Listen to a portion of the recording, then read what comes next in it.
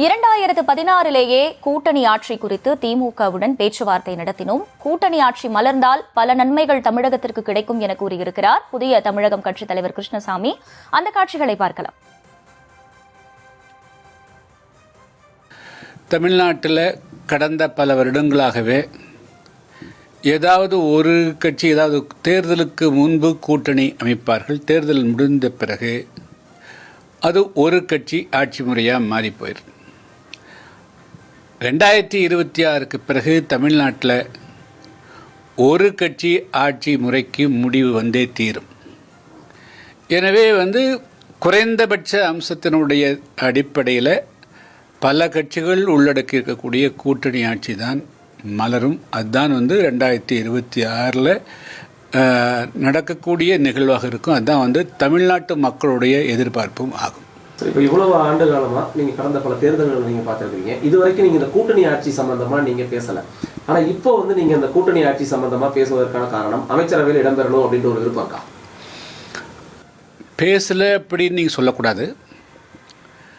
நாங்கள் அதை வெளிப்படையாக பேசலையே தவிர ஒவ்வொரு முறையும் தேர்தல் கூட்டணி பேசுகின்ற பொழுது எங்களுக்கும் அமைச்சரவையில் இடம் கொடுக்க வேண்டும் என்பதை அழுத்தம் திருத்தமாக பேசியிருக்கிறோம். மற்ற கட்சிகள் எப்படி பேசினாங்கன்னு தெரியாது. ஆனால் புதிய தமிழகம் கட்சியை பொறுத்த மட்டிலும் 2016 நடைபெற்ற சட்டமன்ற தேர்தலில் அது குறித்து அழுத்தம் திருத்தமாக அப்பொழுது நாங்கள் இடம்பெற்றிருந்த திமுக கூட்டணியிலே அது குறித்து நான் பேசியிருக்கிறேன். அது வெளிப்படையாக சொல்லாமல் இருந்திருக்கலாம். ஆனால் 2016 நடைபெற்ற சட்டமன்ற தேர்தலில் இது குறித்து தான் அதிகமாக புதிய தமிழகம் கட்சியின் சார்பாக நான் பேசியிருக்கிறேன். ஏன் தமிழ்நாடு என்ன இந்தியா உலகத்தினுடைய ஒரு மாநிலம் தானே? ஏன் தமிழ்நாடு தனியாக பிரிக்கிறீங்க? தமிழ்நாடு என்ன, அதுக்கு என்ன விதிவிலக்கு என்ன?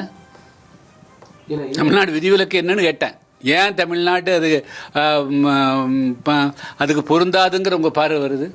தமிழ்நாடு தான் ஆக்சுவலாக கூட்டணி ஆட்சிக்கான கம்ப்ளீட்டாக பொருந்தி வரக்கூடிய மாநிலமே தமிழ்நாடு தான். ஏன்னா இது மத்தியில் கூட்டாட்சி பேசக்கூடிய ஒரே மாநிலம் தமிழ்நாடு.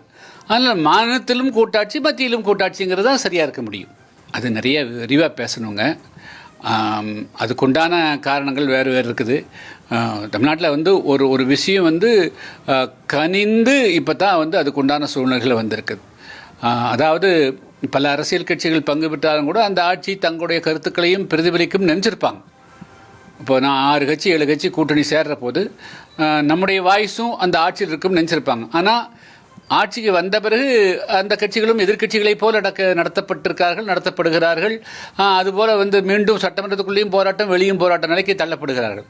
அதனால் இப்பொழுது ஆட்சியில் பங்கு இல்லாமல் தேர்தலில் பங்கு இருப்பதே தேவையில்லைங்கிற அளவுக்கு எல்லா கட்சிகள் மத்தியிலும் உணர்வு வந்திருக்குது. மக்களும் என்ன நினைக்கிறாங்கன்னா, ஏன் ஒரு ஆளுகிட்டே கொடுக்கணும், எல்லாரும் சேர்ந்து ஆட்சி ஆளட்டுமே அப்படிங்கிற உணர்வுகள் தமிழ்நாட்டு மக்கள் மத்தியில் வெகுவாக வந்திருக்குது. ஆனால் தமிழ்நாட்டு மக்களே கூட்டணி ஆட்சி தான் விரும்புவார்கள். அதுதான் நடக்க போகுது. இப்போ கூட்டணி ஆட்சி அமையும் பட்சத்தில் தமிழக அரசியலையாகட்டும் அதே அரசியலையாகட்டும் என்ன மாதிரியான மாற்றங்கள் வரக்கூடிய வாய்ப்புகள் இருக்கு? அது நிறைய சொல்லலாங்க. கனிவள கொள்ளைக்கு முற்றுப்புள்ளி வரும். டாஸ்மாக் முதல்ல தமிழ்நாட்டு மக்களை வாட்டி வதைக்கக்கூடிய மதிமயக்கக்கூடிய மக்களுடைய உடல்நலத்துக்கு கேடு விளைக்கக்கூடிய அவருடைய பொருளாதார சுரண்டுகின்ற டாஸ்மார்க்கு கம்ப்ளீட்டாக கல், சாராயம், அனைத்து மது வகைகளும் முற்றாக ஒழிக்கப்படும். அதுபோல் ஊழல், அனைத்து துறைகளுக்கு ஊழல் போகும். எல்லாம் பறந்துபட்ட எல்லா மக்களும் நாங்களும் இந்த ஆட்சி அதிகாரத்தில் பங்கு பெறுகிறோம் என்ற உணர்வு எல்லா மக்கள் மத்தியில் மேலும்